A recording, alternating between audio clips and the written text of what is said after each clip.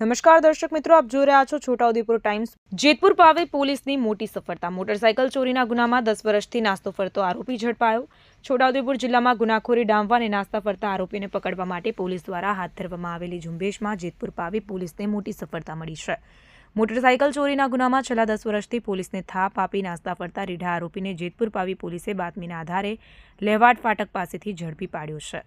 વડોદરા વિભાગના પોલીસ મહાનિરીક્ષક સંદીપ સિંહ, છોટાઉદેપુર પોલીસ અધિક્ષક આઈજી શેખ અને બોડેલી ડિવિઝનના મદદનીશ પોલીસ અધિક્ષક હર્ષ શર્માના માર્ગદર્શન હેઠળ Jetpur Pavi police inspector LP Rana અને તેમની ટીમ નાસ્તા ફરતા આરોપીઓની તપાસમાં હતી। તપાસ દરમિયાન પોલીસને ચોક્કસ બાતમી મળી હતી કે જેતપુર પાવી પોલીસ સ્ટેશનના વર્ષ 2016ના મોટરસાયકલ ચોરીના ગુનાના આરોપી રાકેશ ઉર્ફે રંગલા ઉર્ફે રકો ગુજલાભાઈ ભીલાલા લેવાટ ફાટક પાસેથી આવવાનો છે। વોચ ગોઠવી આરોપીને દબોચી પાડવામાં આવ્યો। બાતમીના આધારે પોલીસે લેવાટ ફાટક પાસે નાકાબંધી અને વોચ ગોઠવી દરમિયાન બાતમી મુજબના વર્ણનવાળો ઇસમ ચાલતો આવતા પોલીસે તેને કોર્ડન કરી પકડી પાડ્યો હતો। પૂછપરછ દરમિયાન જાણવા મળ્યું હતું કે આરોપી છેલ્લા 10 વર્ષથી પોલીસ પકડથી દૂર હતો। જેતપુર પાવી પોલીસે આરોપીની ધરપકડ કરી આગળની કાયદેસરની કાર્યવાહી હાથ ધરી છે।